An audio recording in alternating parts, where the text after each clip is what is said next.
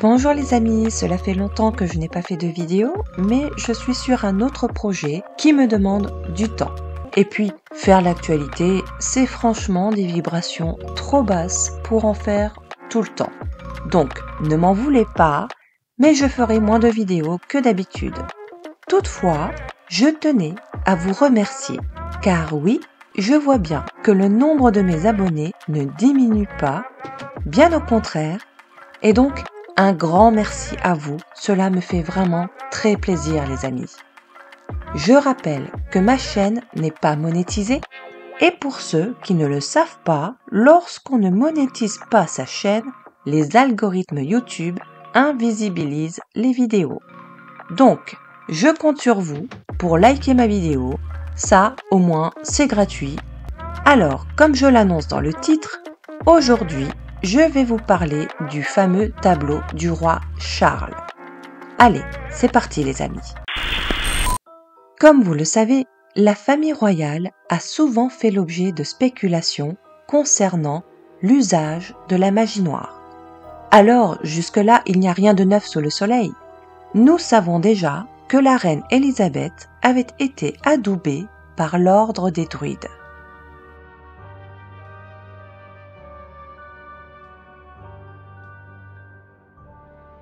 Mais il y a une autre information et non pas des moindres, car en effet, le roi Charles, lorsqu'il était encore prince, en 2016, celui-ci s'était rendu en Transylvanie. Transylvanie que nous connaissons bien pour ses fameux vampires.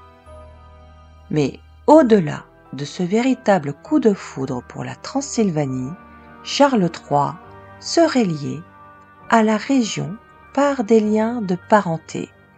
Écoutez bien les amis, le souverain descendrait du prince Vlad l'Empaleur. Information confirmée par le roi lui-même. Prince Charles, who can trace his ancestry back to Romania's dark and distant past. The genealogy shows that I'm descended from Vlad the Impaler, you see. So I do have a bit of a stake in the country. Il serait le descendant à la 16e génération du prince Vlad l'Empaleur, par l'intermédiaire de son arrière-grand-mère, la reine Mary, épouse de George V. Il l'a d'ailleurs répété dans le documentaire Walker Posture, destiné à promouvoir le patrimoine culturel et la biodiversité de Transylvanie auquel il a participé, et Vlad l'Empaleur n'est autre que Dracula. Et oui les amis, Charles est bien l'ancêtre du véritable Dracula. Mais rappelons l'histoire de son ancêtre.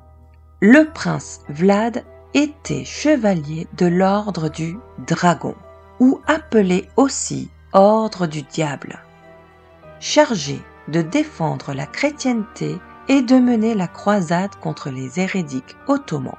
Il règne sur la Valachie avec brutalité, se taillant une réputation de cruauté qui ne le quittera plus, en maniant notamment le supplice du pal, sa méthode de torture favorite. Selon une méthode illustrée sur des reliefs assyriens, la victime était empalée juste en dessous du sternum sur un pieu, désigné alors par le terme pal, plantée à la verticale, puis laissée telle quelle jusqu'à ce que mort s'ensuive. La personne se faisant lentement transpercer sous l'effet de la gravité. Le plus fréquemment, la pointe était arrondie dans le but de repousser les chairs sans les léser, afin que le supplice durât le plus longtemps possible. Elle ressortait ainsi par le thorax, par les épaules ou par la bouche, en fonction de la direction donnée. Le but était d'apporter une frayeur maximale au spectateur. Alors je sais pas vous, mais là franchement, en termes de frayeur, oui, on est plutôt dans la terreur, je dirais. Donc, forcément, représenter le roi Charles sur une peinture rouge sang, on ne peut pas faire mieux au niveau symbolique. Sachant que dans la monarchie, tout est millimétré, tout est scrupuleusement maîtrisé. Il en va donc de soi que cela était une demande bien spécifique de la monarchie. Il faut savoir que l'artiste Jonathan Yeo, artiste de renom qui a fait cette toile, a été victime d'une crise cardiaque durant la réalisation de ce portrait. La coïncidence des dates et des circonstances est trop évidente pour être ignorée. En effet, ce tableau commandé en 2020 pour commémorer les 50 ans de Charles au sein de la Draper's Company a commencé son travail par une série de séances de pause à partir de juin 2021, alors que Charles était encore prince de Galles. Mais le processus a été loin d'être simple et la sombre vérité qui se cache derrière est profondément troublante, car une rumeur a rapidement circulé dans les couloirs de Buckingham Palace, comme quoi la crise cardiaque de Yeo serait la conséquence directe des forces malveillantes qu'il a rencontrées en peignant le portrait au fur et à mesure qu'il travaillait sur le tableau, où il a été de plus en plus attiré par un réseau d'énergie sombre et de symbolisme sinistre. Et ça, ce sont apparemment ces propos qui ont été récupérés par certains journalistes indépendants. Mais le plus troublant reste à venir. On a mis côte à côte les mêmes toiles et on a beau les mettre dans le sens qu'on veut, on retrouve toujours des signes symboliques diaboliques. Alors regardez bien les amis.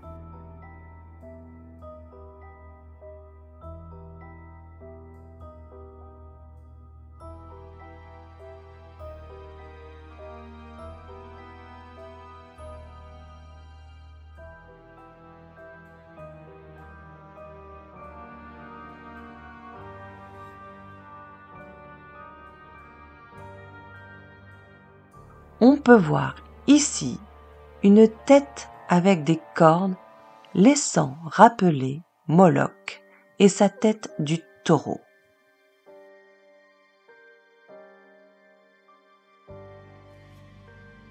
Et regardez là, on peut voir une entrée comme celle du Moloch, ce feu où les enfants étaient sacrifiés à l'époque. Et observez bien, car plus on monte, plus la forme change. Et là, on peut voir la forme d'un phénix qui renaît de ses cendres. Alors, vous allez me demander que signifie ce symbole ? Eh bien, le phénix est représenté sur la toge du comte de Dracula, l'habit de la noblesse noire. D'ailleurs, il est vrai qu'on peut voir une certaine ressemblance de Dracula avec le roi Charles. Mais Moloch est aussi connu sous une autre forme, celle du hibou du Bohemian's Grove, qui représente un hibou, car il fallait bien trouver une forme qui ne permettrait pas aux gens de faire le lien. Mais nous y retrouvons toutefois bien une sorte de corne. De plus, on retrouve ce symbole dissimulé dans un autre endroit très connu. Alors, les amis, voyez-vous la forme ? Savez-vous quel est ce bâtiment ? Ce bâtiment, mes amis, est celui du Capitole. Et oui, c'est l'endroit où siège le Congrès américain. Il y a également ce dessin animé I Pet Goat qui montre très bien ce fameux hibou. Je vous mets le lien de ce dessin animé en dessous de cette vidéo. Il faut se rappeler que la monarchie britannique a été liée dans de nombreuses sociétés secrètes et pratiques mystérieuses. Ces membres de la famille royale sont le résultat d'un programme d'élevage incestueux, dans lequel les enfants étaient utilisés comme un moyen de prendre le pouvoir sur les masses. Tout au long de la Première Guerre mondiale, le peuple anglais remettait en question la loyauté des lignées allemandes qui les gouvernaient, ce qui a incité la famille royale à changer son nom en Windsor en 1917. 9 ans plus tard, la reine Élisabeth est née, qui a été initiée à l'ordre des druides en 1946. Et ça, c'est factuel, les amis. Alors, regardons les faits.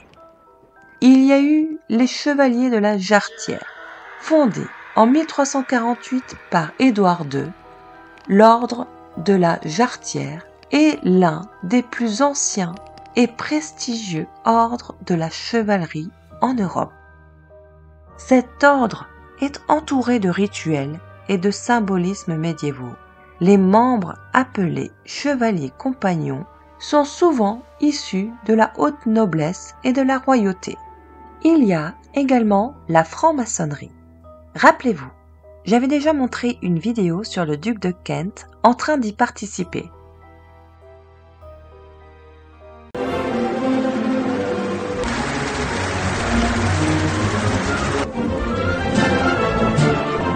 To all our brethren to receive the most merciful, the Grand Master.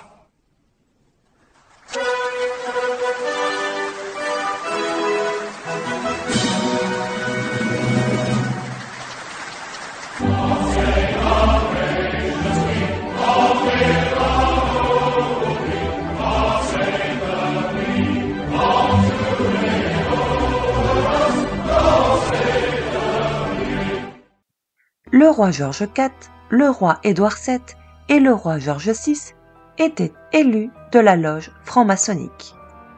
Bref, alors non seulement le portrait du roi Charles baigne dans une mer de sang, mais en plus la taille du portrait est non seulement le plus grand de la monarchie, et devinez quelles sont les dimensions? Ces fameuses dimensions mesurent 8 pieds, 6 pouces sur 6 pieds et 6 pouces, ce qui résulte du chiffre 666. Mais ce n'est pas tout, il y a également ce fameux papillon. Alors, pour l'explication officielle, celui-ci symbolise la métamorphose de son passage au statut de prince à celui de statut de roi. Mais l'explication officieuse, elle, est tout autre, car il symbolise aussi le fameux papillon du MK Ultra. Alors pour ceux qui ne connaissent pas le MK Ultra, je vous explique brièvement. MK Ultra, c'est le projet d'expérience fait par la CIA qui avait à l'époque de l'après-guerre mondiale repris les travaux de Mengele, le fameux médecin d'Hitler terriblement connu pour ses expériences horribles sur les Juifs. C'est d'ailleurs celui-ci qui avait trouvé la pilule contraceptive. En effet, la CIA avait utilisé des personnes internées dans les hôpitaux psychiatriques pour faire des expériences dans le but de pouvoir les programmer et les utiliser pour leur sale besogne. C'est ce qu'on appelle le contrôle de l'esprit. Il leur suffisait, par simples mots cités, comme papillon, pour déclencher chez ces patients un état hypnotique pouvant les transformer en véritables monstres. Ajoutez à ça les yeux complètement noirs du portrait de Charles alors qu'il a les yeux bleus. Cela fait tout de même beaucoup de coïncidences, non? Sachant que Kate Middleton se retrouve soi-disant atteinte d'un cancer, tout comme le roi Charles, il y a de quoi se poser des questions. Surtout que depuis l'annonce de la royauté, on n'a jamais vu Kate s'exprimer. Ils ont diffusé de fausses photos et on ne sait même pas si c'est réellement elle qui laisse des posts concernant sa santé. De plus, il y a quelques jours, ils ont annoncé qu'elle ne se montrera pas avant l'année prochaine. Étrange, non? Cela ne vous suffit pas? Sachez que je garde toujours le meilleur pour la fin. Alors, continuons. Rappelez-vous, lors de la cérémonie du couronnement de Charles, nous avons pu observer une personne passer vêtue d'une cape noire et d'un bâton. L'annonce officielle disait que les païens souhaitaient accompagner la cérémonie pour faire de la magie blanche. Mais franchement, vous y croyez? Une magie blanche habillée de noir, ressemblant plutôt à des sorciers pratiquant la magie occulte? Et ce n'est pas fini, les amis. Souvenez-vous, pour ceux qui ont suivi l'affaire des chevaux courant affolés dans les rues de Londres, on pouvait y voir un cheval noir et un cheval blanc maculés de taches rouges, laissant penser à du sang. Cette histoire n'est pas sans nous laisser penser aux 4 cavaliers de l'Apocalypse. Eh oui, Apocalypse de Jean, chapitre 6, verset 8. Le cheval blanc est un symbole de la mort. Il est d'ailleurs monté par la mort. Et le sang est représenté comme l'enfer sur terre. Tandis que le cheval noir représente la famine et la peste. Pour rappel, les 4 chevaux des cavaliers de l'Apocalypse représentent chacun la venue symbolique d'un phénomène. Le cheval roux représente la guerre, le cheval blanc, la conquête et la victoire, le cheval noir, la famine.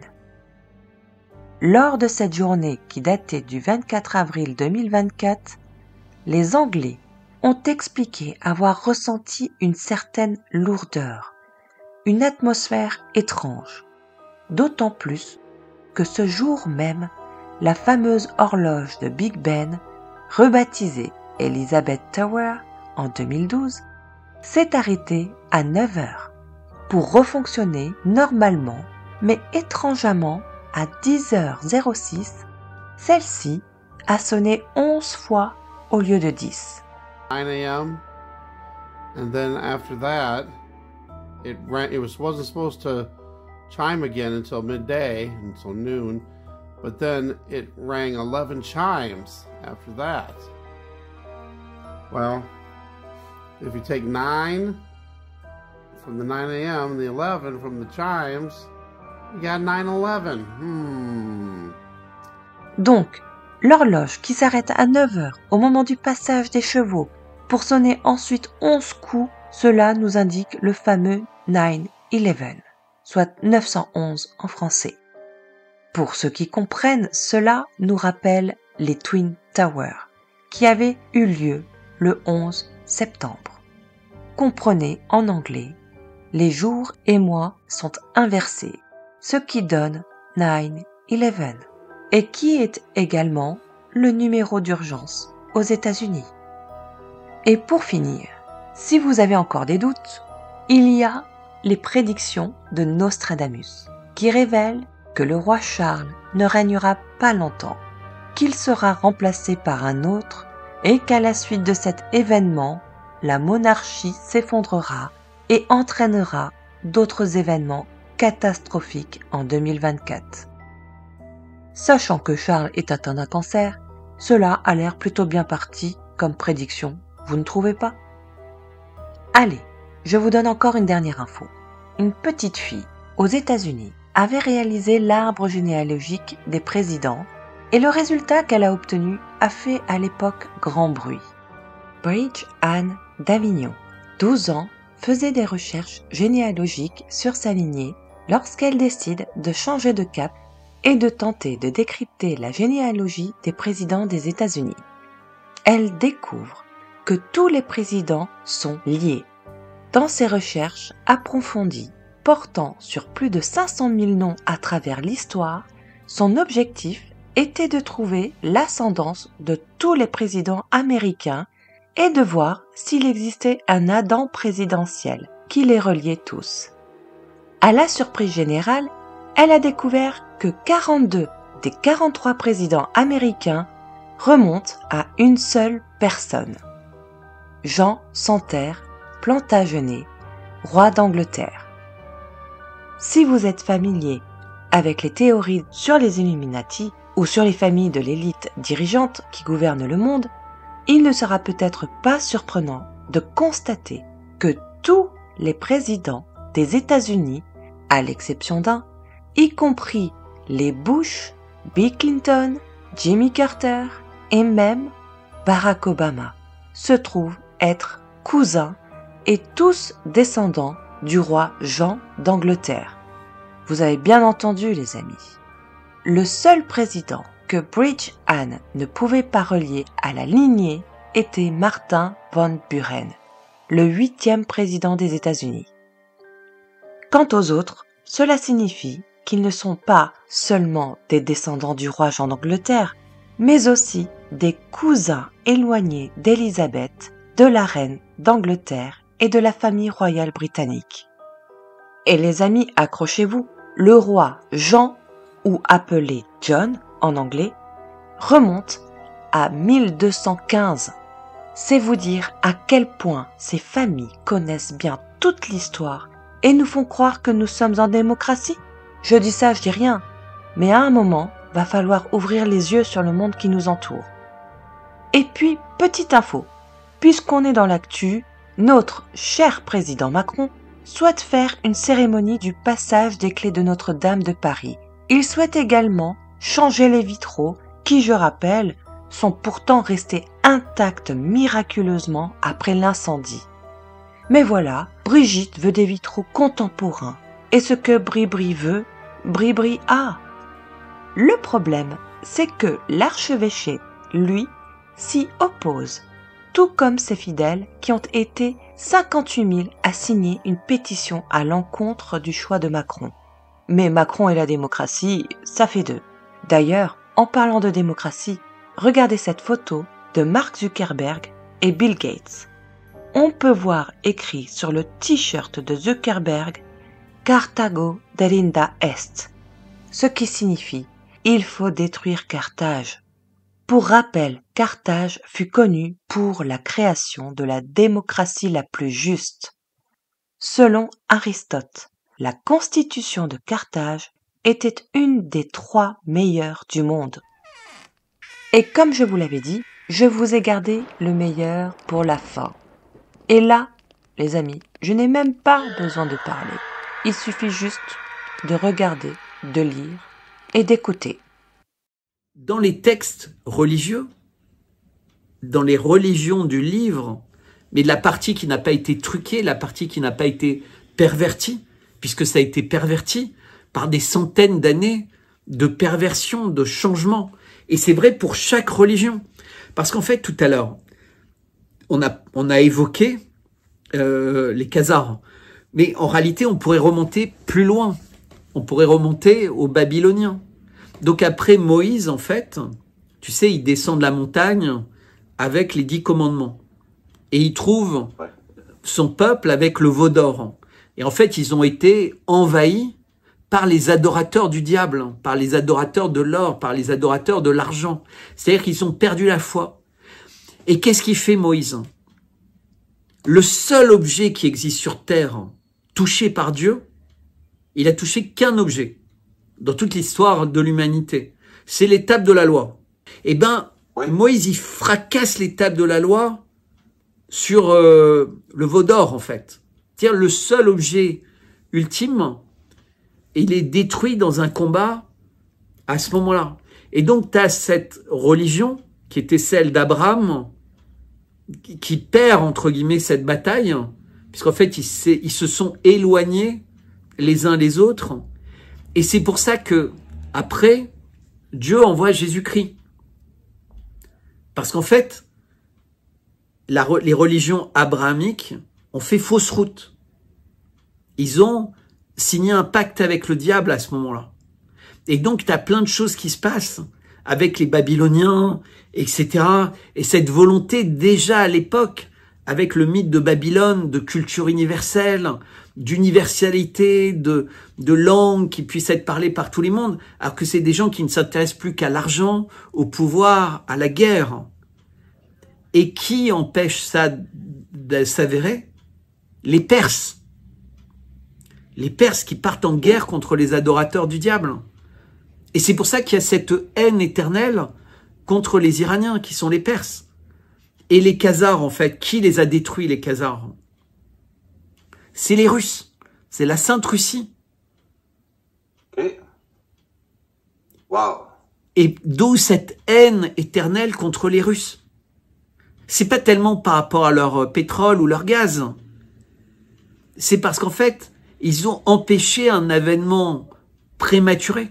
Et aujourd'hui, pourquoi ils sont très alliés? Et très alliés aussi avec les Chinois?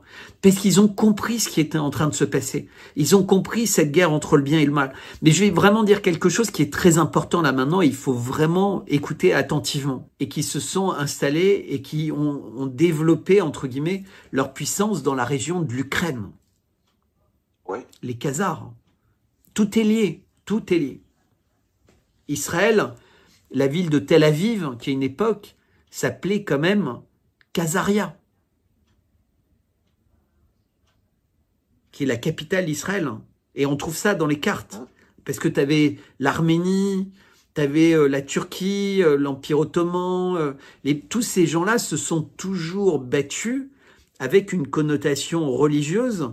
Mais tu sais, tu avais eu le schisme dans la religion musulmane. Mais là, maintenant, ils se réunissent parce qu'ils ont compris que c'était un piège. Tu vois, qu'on avait essayé de les diviser artificiellement.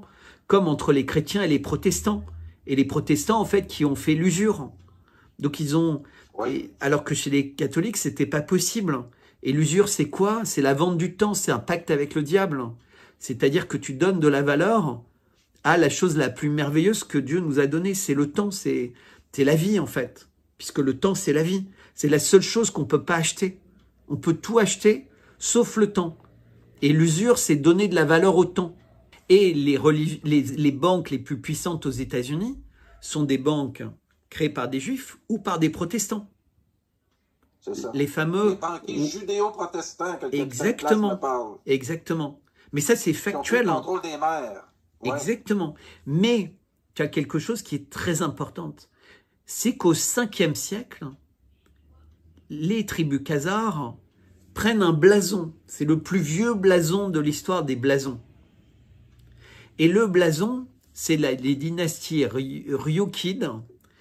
Il est bleu avec un trident jaune. Et ce blason, ils le gardent jusqu'au XIVe siècle, où ils sont détruits par les Russes qui en ont marre de leur appétit trop grand pour le sang, pour simplifier. Ils utilisent le sang, ils boivent le sang, ils mettent le sang sur leurs boucliers, ils utilisent les peaux humaines pour faire des boucliers, etc. Ces gens sont vraiment des barbares.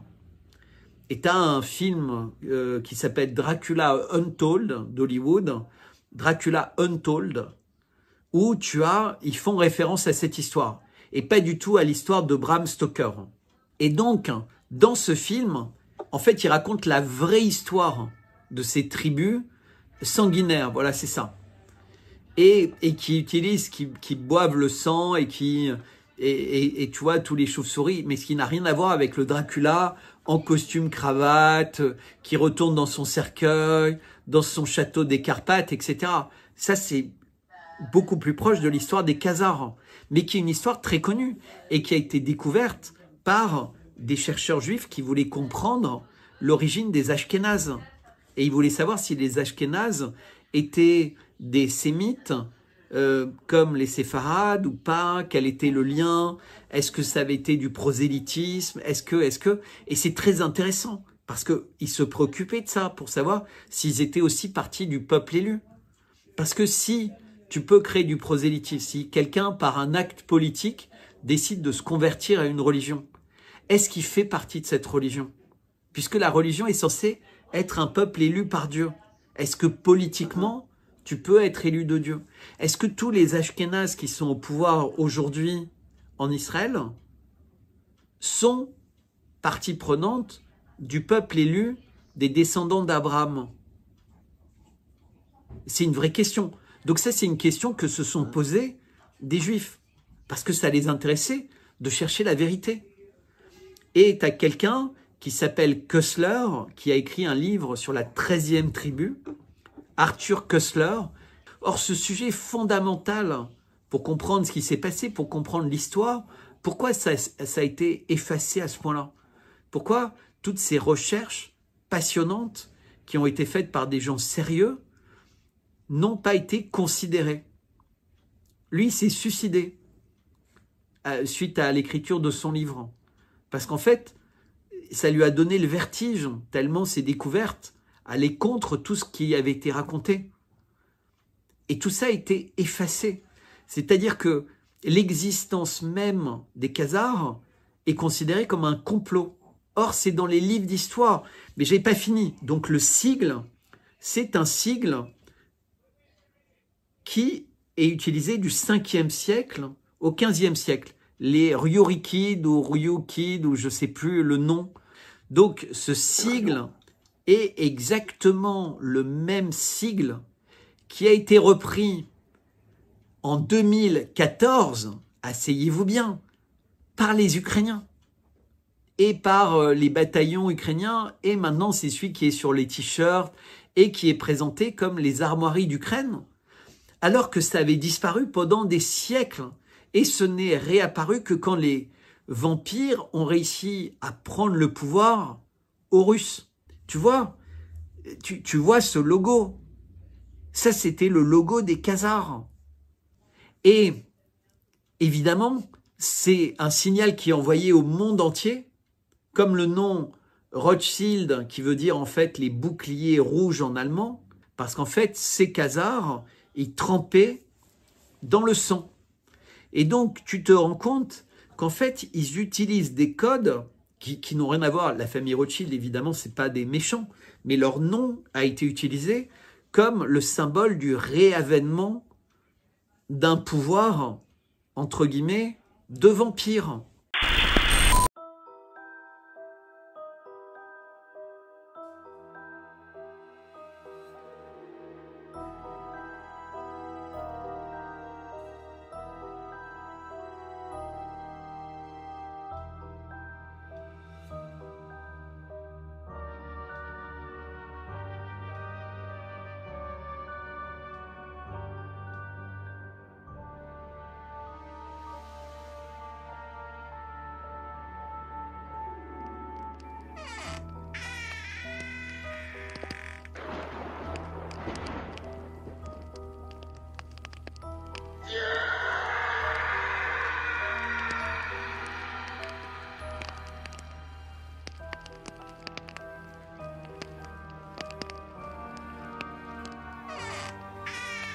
Bon, cette fois-ci, je m'arrête là, les amis. Je ne sais pas ce que vous en pensez, mais franchement, lorsqu'il y a trop de coïncidences, cela devient une évidence. Mais bon, dites-moi ce que vous en pensez. Est-ce que pour vous, c'est monté de toutes pièces, ou est-ce que c'est le fruit du hasard? Voilà, je vous laisse y réfléchir et me faire part de vos opinions. En attendant, mes amis, prenez soin de vous.